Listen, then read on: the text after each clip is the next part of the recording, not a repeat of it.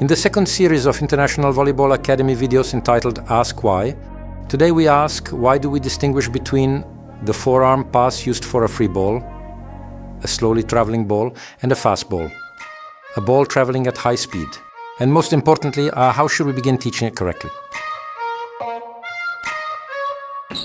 Imagine standing on the court as the ball comes toward you. One thought immediately crosses your mind. Forearm pass. Keep your arms calm. Just keep them calm. That is the whole secret of the forearm pass. But how do we make it more than just a phrase? How do you actually join your hands? You can interlock your fingers in different ways, but what matters is that they touch the little finger side of both wrists.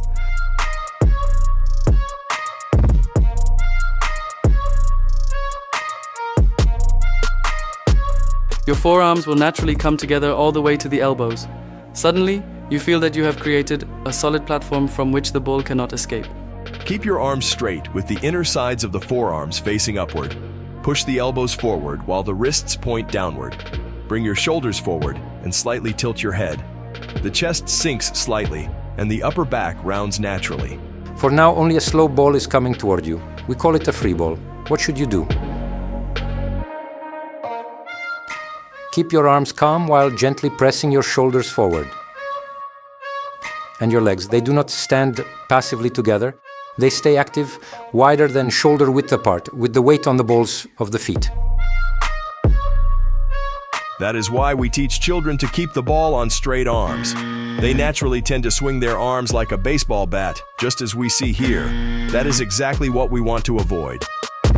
It is like two trains rushing toward each other. From one side comes a powerful serve, from the other, the arms swing toward it. What would happen? A good reception? No, a collision. That is not how volleyball works. We look for drills that naturally lead children to calm arms. For example, stopping a bouncing ball on straight arms or catching the ball between the forearms. From the very beginning, one simple and uncompromising rule applies. The legs must stay active, the arms must stay calm. That is how we continue learning to control the ball. In this drill, the ball already travels over the net, still slowly and in a high arc, giving the child enough time to judge its trajectory and react with the feet. At the beginning, we want children to catch the ball after the forearm pass or process it once more with their fingers. That naturally teaches them to keep their arms calm. Let us remember, active legs, calm arms, and what does our patron have to say about it? I deal with free balls in matches as well, but much more often I have to receive rockets from serves or spikes, and that requires a different type of forearm pass. But when a free ball comes, only one thing is expected from me: deliver it accurately to the setter. It is not a heroic task, but it demands calmness and precision. Why do we distinguish between a free ball and a fast ball? A slowly moving ball and a fast moving one. A free ball travels slowly. It carries very little of its own energy, so the player must generate the necessary energy by moving toward the ball.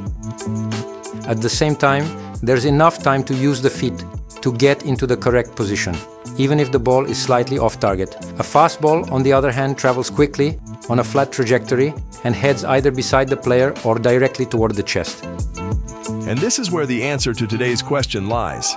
A fastball requires a different technique, one based on so-called eccentric muscle contraction. But that is another chapter, and one we will explore in the next episode.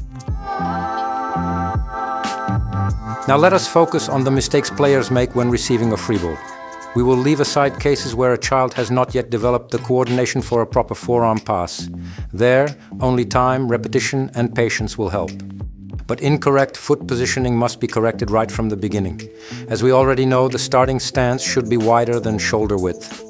The most common mistake is swinging the arms as if holding a baseball bat. But we already know that a good forearm pass is built on calm arms. So the goal is to quiet the arms. Catching the ball between the forearms is an effective drill. Sometimes the ball slips through, but that does not matter. What matters is creating the right movement pattern. In the end, even 12-year-old boys can master it, despite the ball traveling at a respectable speed.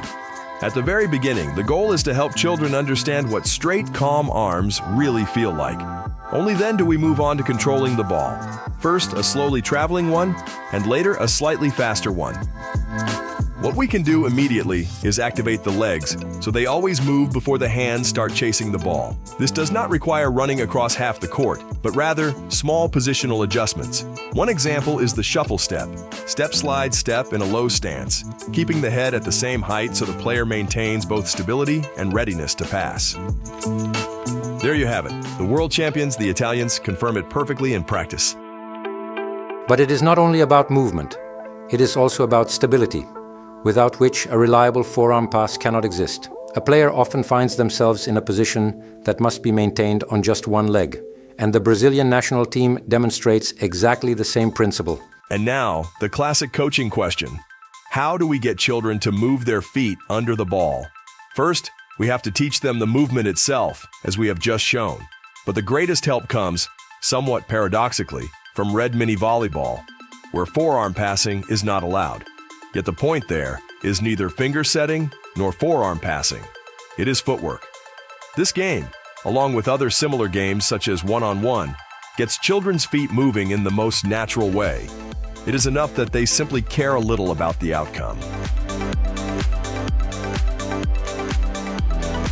And hopefully, we have answered today's question, why we distinguish between receiving a free ball and a fastball.